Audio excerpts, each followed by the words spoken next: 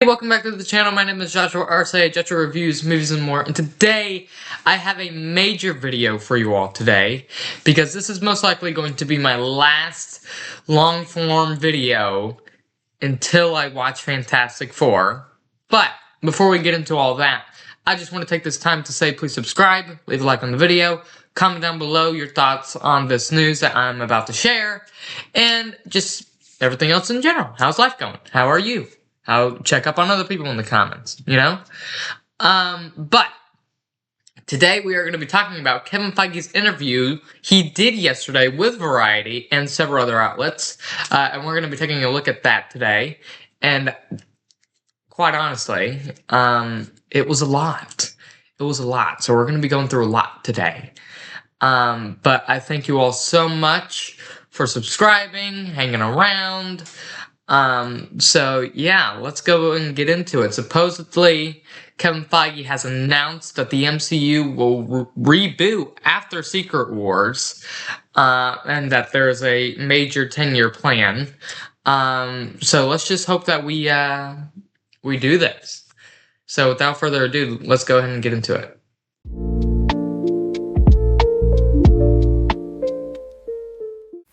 Alright everybody, I have to do the whole second half of this video, mainly because I realized that the audio absolutely sucked.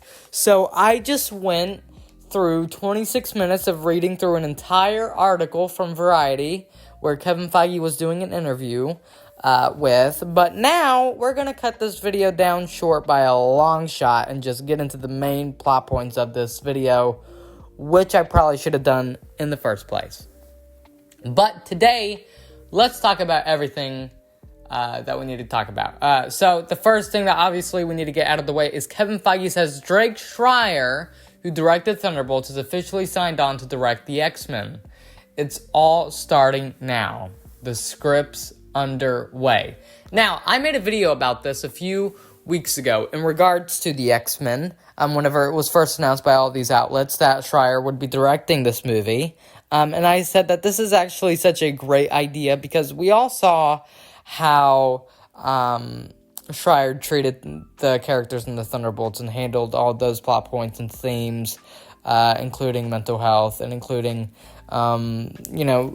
struggle and all these things. And that is essentially what the X-Men also are. So I am very, very, very excited because the X-Men are outcasts, right, to the rest of the world. They're mutants. And I think this is fantastic to have this man direct this movie because it's just going to be peak. Also, Kevin Feige says that the Fantastic Four is a no homework required go-to-see movie.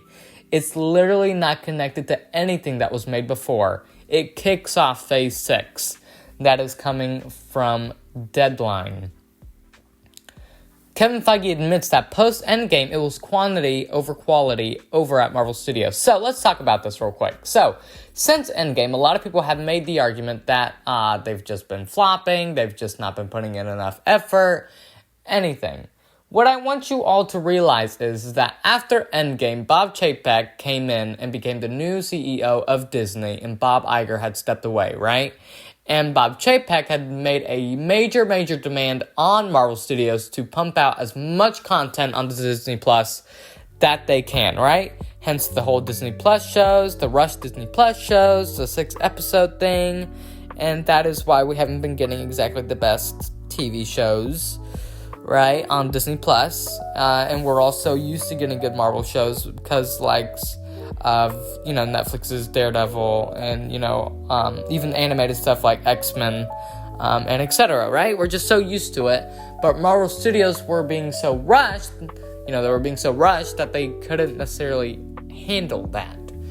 And he essentially goes on to say right here, we've had well over 100 hours of stories in half the time.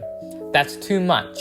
I think it led people to say, it used to be fun, but now do I have to know everything about all of these? And that was coming from the Variety article. So I think Feige is definitely trying to keep this quality over quantity thing. And I think he's going to try and keep it for the next few years at Marvel Studios. And he's going to try and fight against mandates and things like this, because in all reality, we don't really need to be mandating anything of anyone, because if you really want a good product and you really wanted to make money, you need it to be good. So, and people aren't going to go watch an unfinished product. Which is why I'm so concerned that Avengers Doomsday is currently filming really without a script. So, we're also going to be talking about that in today's video. Alright, so going on to whether or not we are going to see Miles Morales in the MCU. He said, Kevin Feige says Marvel Studios can't include any Miles Morales in any MCU film. We've been told to stay away. So, as someone who has literally just spent 26 minutes reading the article, they make it very clear, Feige makes it very clear that they can't use the character until Beyond the Spider-Verse comes out, and until all of that whole trilogy is done. And then after that, I guess they can use them, but I don't really know yet. It doesn't really make any sense to me, because Miles Morales has been appearing in more comics, more TV show, animated shows, more video games. So to not have him be in the MCU yet, I think it's kind of selfish of Sony a little bit. But, we'll see how it goes. So, here's a major plot point here. Kevin Feige implies that iconic characters like Iron Man and Captain America will eventually be recast. Feige made the comparison in the article about how, we're searching for a new James Bond, with David Cornsweet as the new Superman, and these things just naturally happen every once in a while, right? It's a cycle. And obviously we've seen that cycle with the likes of characters like Batman and Spider-Man, but you would never think that about characters like Iron Man and Captain America. But I am excited to see who they cast next. Will they match the level of, just stoicness and just pure acting class of Chris Evans and Robert Downey Jr.? Probably not. And I hope that the next Iron Man and Captain America isn't watching to diminish their hopes. But it's true. RDJ and Chris Evans were just iconic characters within this cinematic world, and just actors in general who really came to life because of this universe. Now, granted, RDJ has done a great job post-Endgame, right? Obviously, with his Oscar and with Oppenheimer and with great successes over there. Chris Evans, not so much. Don't really know what the heck he's doing. But, they're just great overall actors, and they nailed those characters to perfection. And, I just can't wait to see what happens next with those characters, because I think it's going to be awesome. So, Kevin Feige actually said that he really enjoyed Superman. I love that you jump right into it and you don't know who Mr. Terrific is. Though, you'll figure it out. This is a fully fleshed out world. David Cornsweet, the new Superman, he was awesome. Again, that is also coming from Deadline. And I agree. I liked Superman, but I did not love Superman. And you guys can go watch my review of that movie. Kevin Feige says he's actively talking to Ryan Reynolds and Hugh Jackman about returning as Deadpool and Wolverine. So obviously, with the new X-Men coming around the corner and it being a new cast and everything, I'm assuming this is either going to be for one more movie with the both of them, or this is either for Avengers Doomsday or Secret Wars for one final hoorah. Because I think Ryan and Hugh are finally starting to slowly age out of those characters. Which sucks considering Deadpool just got introduced to the MCU, and Ryan Reynolds does such a great job with that character, but at the end of the day, your body tells you certain things. It's sort of like athletes, right? Like your body sort of starts to speak to you, and I think that's what's happening here with Ryan and Hugh, and they're going to be signing on for one more hoorah, so I'm excited for that. Kevin Feige says the Fantastic Four cast are halfway through filming their scenes for Avengers Doomsday. So this is what I wanted to talk about here. We don't really know what the script like if the script is finished or not. Like for Superman, right? Like it was announced that the script was finished, right? And everything. And for all these other movies, like script is finished, right? For Doomsday, and this is typically how the Russos run, they just sort of figure things out along the way. But they still don't have a finished script at all. And which is very interesting, to say the least. So, yeah. And this is actually something I wanted to talk about here, because it has been confirmed that Michael Waldron is now one of the writers on Avengers Doomsday, which leaves me very concerned, mainly because he was one of the main culprits in the madness in the production of Multiverse of Madness, and the reason as to why that movie was such a just nightmare. Granted, he is the writer and creator of Loki Season 1, which is some of the best content that the MCU has put out to date. But it still does not excuse that Waldron sometimes just does not cook, man. So I'm really nervous for that. But Kevin Feige says the events of Thunderbolts will not even be addressed in Daredevil Born Again Season 2. This is something that I want to talk about here, because I really, really, really, really think that we need to keep all of these events that happen in feature films connected within these stories and TV shows, right? Because otherwise it just doesn't make sense. I understand if it's like a few months later and people aren't really talking about it, whatever, but like the entire of Manhattan was literally just covered in darkness, right? And I would have loved to see Matt in the Void and relive, Foggy's death and everything. And, like, maybe when he's in the Void, that's the only time he can see and he can actually watch Foggy's death. I don't know, right? But it would have been so cool to see, right? Or even just the pure horror of Matt hearing his trauma, right? Like, I'm just, like, it really would have made me really happy if we really could have seen that within the MCU and see that in Born Again Season 2. But I don't think we're going to see that anytime soon. But moving on. Let me see here. Kevin Feige says Spider-Man Brand New Day is a street-level story. Him being by himself, dedicated to saving the city, and dealing with, for lack of better terms, street-level crime as opposed to world-ending events. That basically means Brand New Day is about to cook.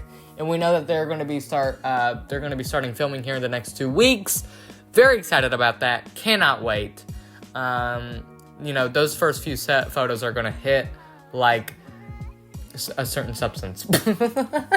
Which I don't know if you can say on YouTube. But, man, I'm just so excited. By the way, if you just hear random cuts, it is because I'm taking a sip of my water.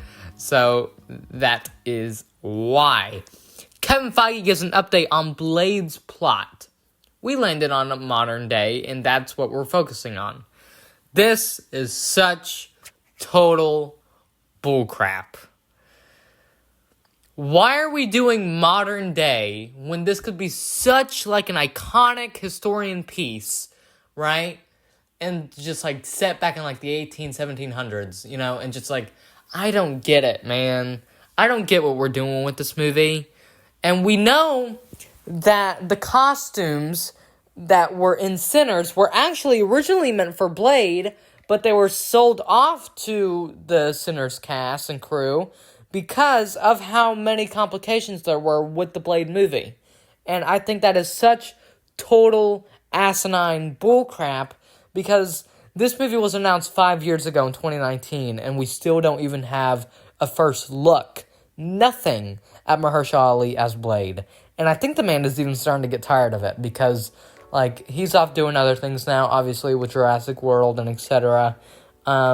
Is Blade ever even going to be a thing? I have no idea. No idea at all. But I do hope that the movie comes to fruition one day. Alright, so getting on to other news, right, in terms of Marvel Studios, we are going to go over here to Culture Crave, because we need to talk about this real quick. Sorry. Kevin Feige on a Spider-Man and Human Torch team-up within the MCU. He wanted to say in a comic book interview, right? That's one of the key relationships in the comics, and we've never been able to come close to it before. Now it's in the realm of possibility. This is coming from CBR. I am so excited to see them interact in Doomsday and Secret Wars. Because even though Tom hasn't been announced yet, we know that he's definitely probably done some sort of filming, right? Like, they probably filmed all of his scenes first, and it just hasn't been leaked yet. So, I'm just excited to see them interact in this next movie, because it's going to be... Even if we, get any scenes with the Human Torch and Spider-Man, I think that's just going to be absolutely amazing. But, let's see here, because I knew for a fact that we got some... Okay, so, this is Kevin Feige talking about the X-Men reboot and how it will be a very youth-oriented and focused and cast movie. Again, I think this is a good thing. I think this is an awesome thing, mainly because we've had Hugh Jackman as Wolverine for so long. We've never really had anyone else shine besides Henry Cavill in Deadpool and Wolverine. And then that's it. We haven't gotten anything else since then. I would really, really, really, really love to see someone else don the role of Wolverine and really make them, and someone take it for their own and turn it into their own and really do something wonderful with that character.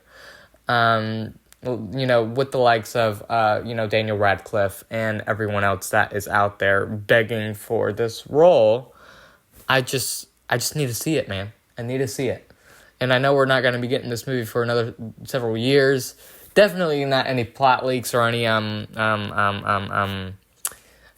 set photos anytime soon. But I'm excited for this X-Men reboot. And I do think that we are finally going to be getting a proper X-Men adaptation where we're actually seeing Cyclops be the GOAT that he actually is. Obviously, he got so much redemption in X-Men 97 that I think we're finally going to be letting him be the role model and leader that he needs to be, right?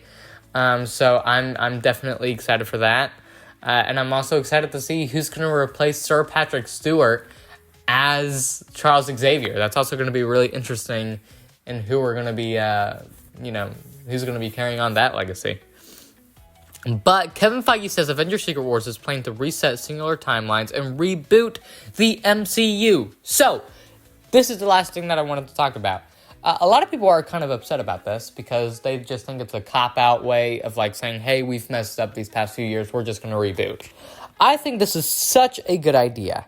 I think every single franchise every now and then needs a little bit of a reboot and a little bit of a kickstart to become whole again.